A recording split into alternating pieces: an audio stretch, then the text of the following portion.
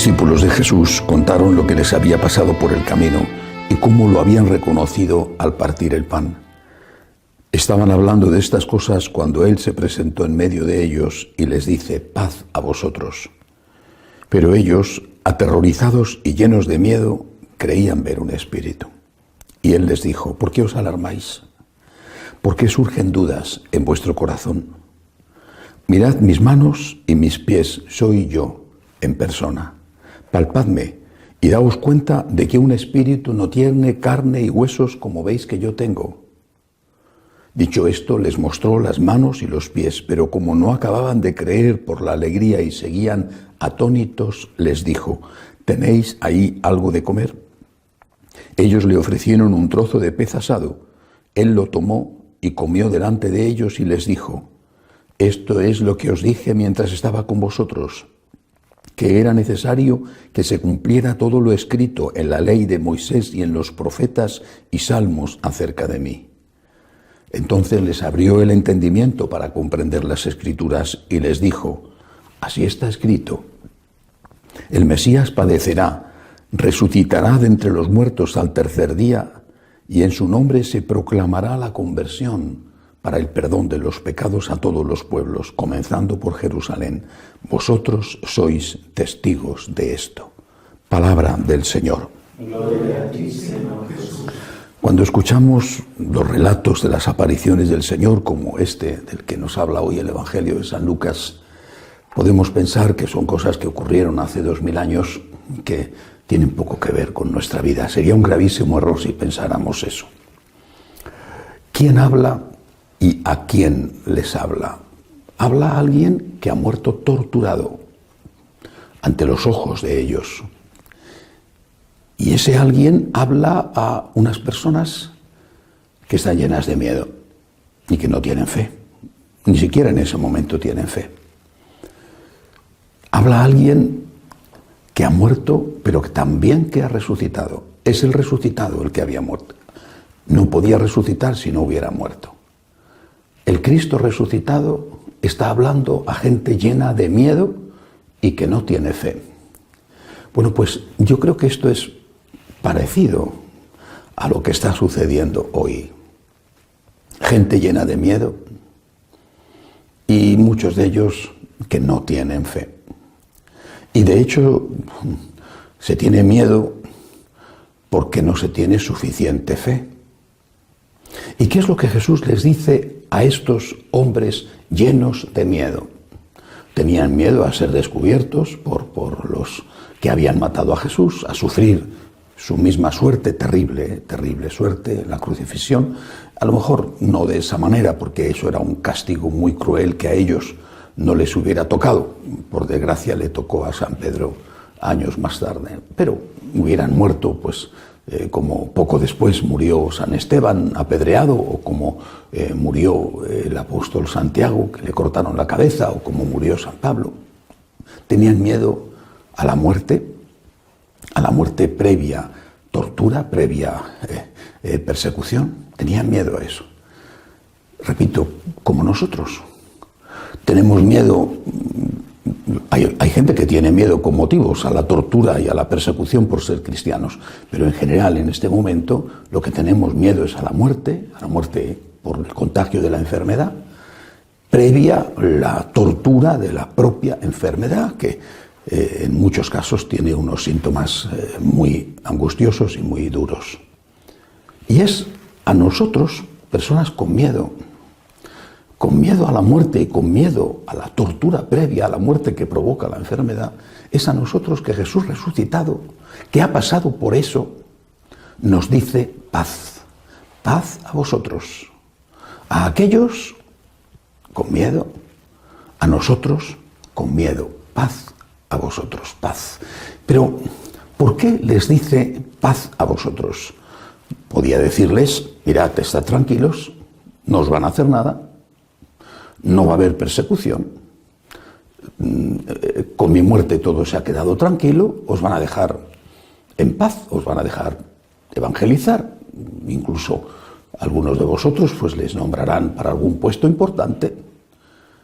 No es eso lo que les dice Jesús. Y de hecho no es eso lo que ocurrió. ¿Por qué les dice el Señor paz a vosotros, a ellos que tienen tanto miedo? Porque Jesús les está diciendo, lo más que os puede ocurrir es que os quiten la vida, pero hay vida eterna, y yo soy la prueba. Cristo resucitado, hay vida eterna. Lo más que os puede pasar es que os maten con una tortura de algún tipo, esperemos que no sea como la mía, dice Jesús, y de hecho, no que yo sepa, ninguno por lo menos de los apóstoles fue. Dicen que San Bartolomé tuvo una tortura también espantosa.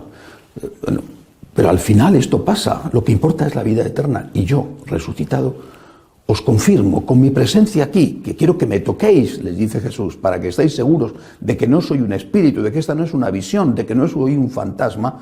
Bueno, pues os aseguro, hay vida eterna. Es que eso es lo que nos dice a nosotros también.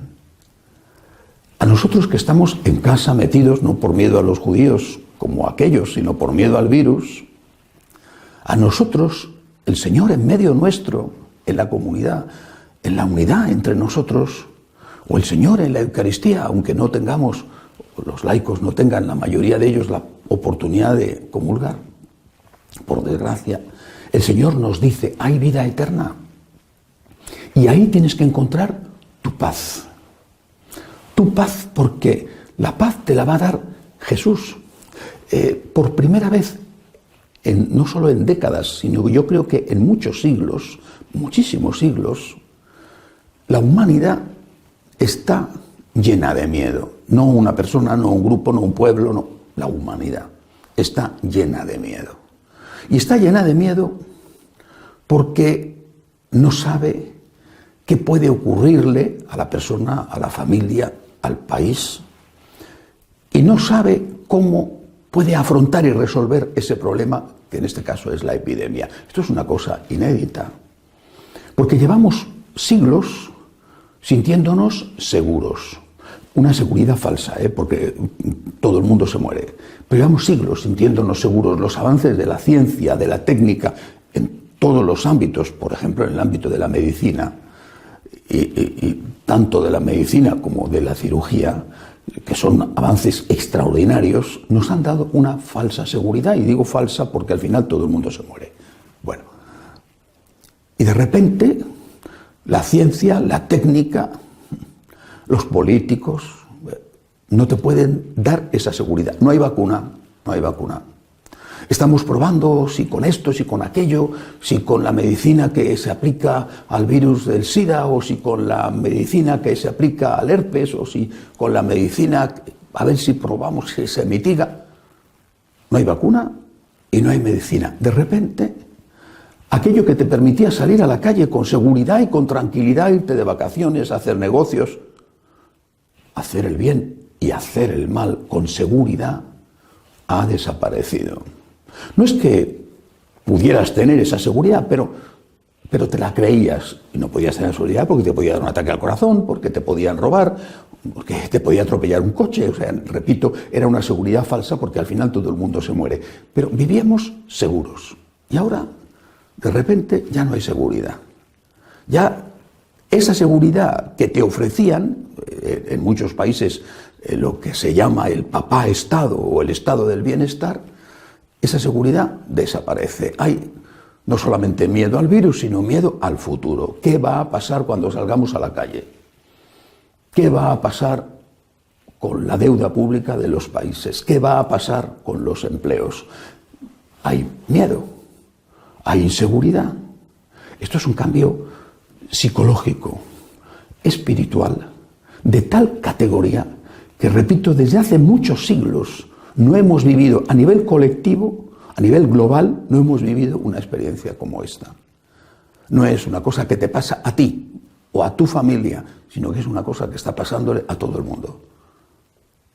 Y es a nosotros, creyentes en Cristo, a los que Jesús resucitado, que ha pasado por la tortura, que es muchísimo peor que, por duro que sea, el sufrimiento de asfixia de los enfermos del virus, ha pasado por la muerte y ha resucitado, es a nosotros a los que el Señor nos dice paz.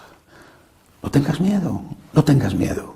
Pero no nos lo dice porque, mira, aquí tengo una receta extraordinaria que te va a curar o que te va a impedir contraer la enfermedad. No, que está diciendo esto.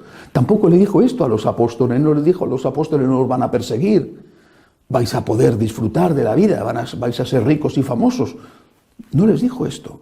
Les daba la paz porque su resurrección significaba que había vencido a la muerte y que la muerte ya no era lo último, que después de la muerte había vida con Dios. Esto es lo que nos dice a nosotros. Esta es la fuente de nuestra paz. Podremos enfermar o no enfermar, y que conste que creo en los milagros y que he visto muchos en mi vida. Podremos enfermar o no enfermar. Hay gente muy querida, católicos serios, honestos, fieles, que han muerto. Por lo tanto, no es que tú dices yo tengo fe y no me voy a enfermar. Es un misterio. Podemos enfermar o no enfermar, pero lo que Dios nos está diciendo no es eso. Lo que está diciendo, no tengas miedo y ten paz, porque hay vida eterna, hay vida después de esto. Confía en el Señor. ¿Qué importancia tiene confiar en Dios? Bueno, pues creo que en este momento es cuando podemos no solamente verlo y experimentarlo, sino también enseñarlo. Como Jesús decía, ven y toca, toca mi carne resucitada, toca mi cuerpo, mira cómo como, mira cómo respiro, estoy vivo, pues también nosotros tenemos que decirlo. ¿Cuál es la diferencia? Justamente lo que el Señor nos da, la paz. Hay una palabra rara que, de hecho, yo no la había oído pronunciar en nuestro idioma, el español, hasta hace relativamente poco tiempo. La palabra es resiliencia. Seguramente que la inmensa mayoría no la ha escuchado nunca. Resiliencia, una palabra rara. Significa la capacidad de reponerse, de levantarse después de una desgracia. La resiliencia, que es distinto de la resistencia, aunque es parecido. Resistir es aguantar el tirón. Pero ¿cómo quedas después? Has aguantado, pero ¿cómo quedas después? Tienes que levantarte. Bueno, pues este es el secreto de la fe. Resistes y te levantas. Y eso lo haces no porque hayas sido protegido por una capa mágica que impide que sufras. No. Resistes porque estás con Cristo. Te levantas porque estás con Cristo. No tengas miedo. Ten paz. Esta es la fuente de nuestra resistencia y de nuestra resiliencia. Esta es la fuente de nuestra capacidad para no rendirnos, para no hundirnos, para no desesperar, para seguir luchando. Creemos en Cristo, en ese Cristo que nos ha dicho, ven a mí tú, que estás cansado y agobiado, y yo te aliviaré. Y acudimos a Él en nuestro hogar. Seguramente no podemos ir a donde más nos gustaría ir, que es al templo ante el sagrario, pero en nuestro hogar. Acudimos a Él y le pedimos naturalmente, y debemos hacerlo, protección para nuestras familias, para nosotros, para las personas amadas, para nuestra patria. Vale, pero le pedimos, Señor, sosténme en la lucha, consuélame para que yo pueda consolar, alivia mi dolor para que yo pueda seguir luchando. Cristo nos da la paz que procede de la certeza de que hay vida eterna. Cristo nos acompaña en las luchas, hace más ligero el peso de la cruz de cada día. Y Cristo nos levanta cuando caemos. Por eso tenemos paz. Y eso es lo que tenemos que decir. ¿En quién te apoyas tú? ¿En las promesas de los políticos? Pobre infeliz, pobre infeliz. ¿En las cifras oficiales de muertos o de infectados? Pobre infeliz. Por Dios, que pregunten a ver qué ha pasado con los 21 millones de teléfonos móviles desaparecidos, dados de baja en China. Bueno, ¿en quién te apoyas tú? ¿En que dentro de un año o dos aparecerá una vacuna? ¿En que el calor acabará con la epidemia? ¿En quién te apoyas tú? ¿En quién te apoyas?